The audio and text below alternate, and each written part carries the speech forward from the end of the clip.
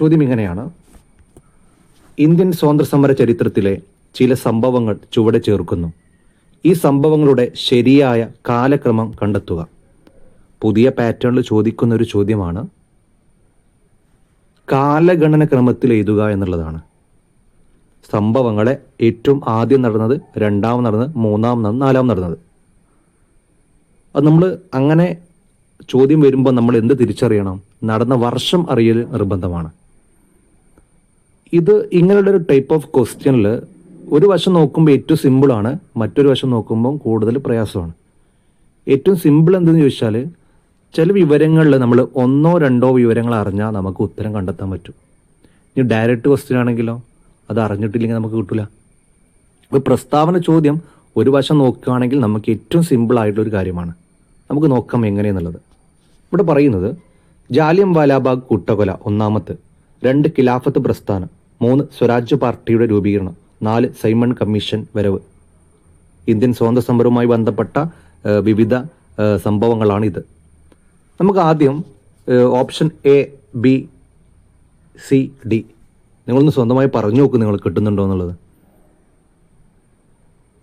Okay, നമുക്ക് നോക്കാം. ഇതിൻ്റെ ഓരോ കാലഘട്ടവുമായി ബന്ധപ്പെട്ട് നടന്ന ഏത് വർഷത്തിലാണ് ഇവ നടന്നതെന്ന് നമുക്ക് നോക്കാവുന്നതാണ്.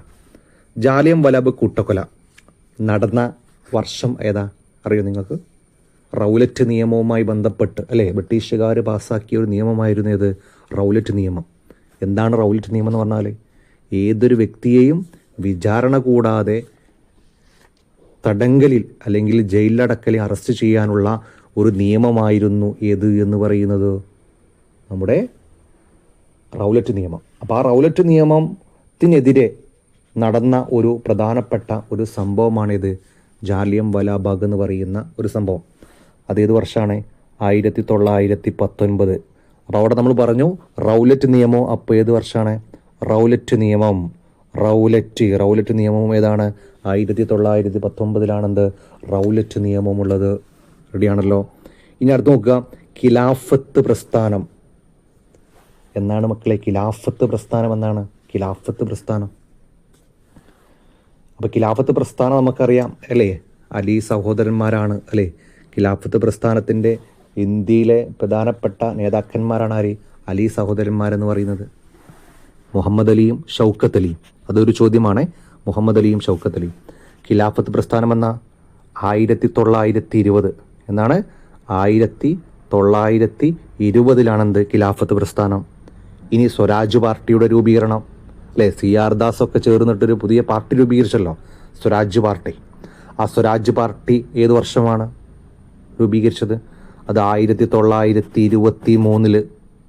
ഇനി സൈമൺ കമ്മീഷൻ്റെ വരവ് അതോ 1927. അപ്പോൾ നമ്മൾ ഓർഡർ നോക്കുന്ന സമയത്ത് 19, 20, 23, 27. അപ്പോൾ ഇതിൻ്റെ ഓർഡർ നോക്കും നിങ്ങൾ. ഇത് കറക്റ്റ് ഓർഡറിലാണ് കൊടുത്തത്. നമ്മളെ കുഴപ്പിച്ചതാ PSC. ക്വസ്റ്റ്യൻ ഇങ്ങനെയായിരുന്നു, ഒരു തവണ ചോദിച്ച ക്വസ്റ്റ്യനാണിത്. ആരെങ്കിലും ചിലപ്പോൾ നമ്മളെ മൈൻഡ് വെച്ചാൽ ഒരിക്കലും നേരെ വരില്ല, അങ്ങനെയും വരാം. അപ്പോൾ ഇതിൻ്റെ ഓപ്ഷൻ ഏതാ? ഓപ്ഷൻ എ 1, 2, 3, 4 ഇതിൻ്റെ ആൻസർ എന്ന് പറയുന്നത്. ഇവിടെ നോക്കും നിങ്ങൾ.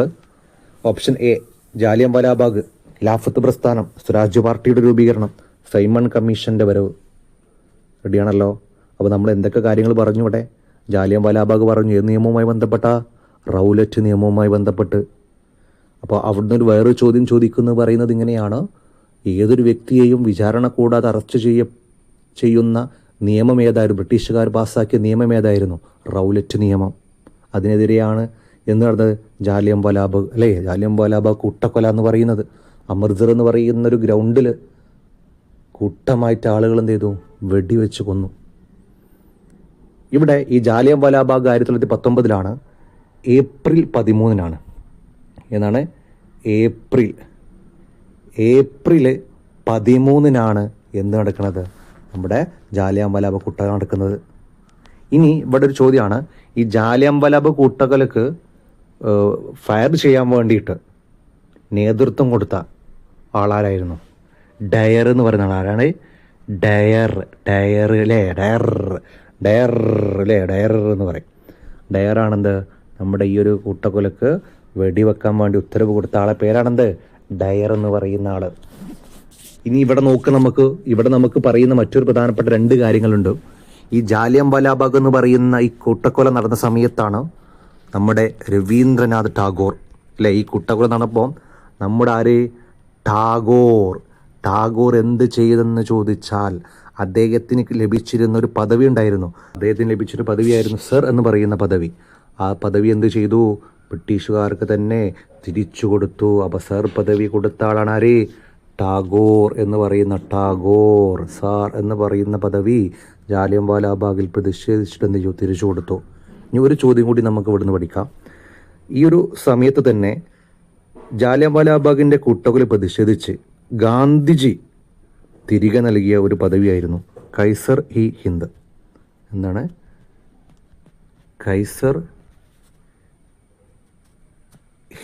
ഹിന്ദ് എന്ന് പറയുന്ന പദവി ആര് തിരിച്ചു കൊടുത്തു?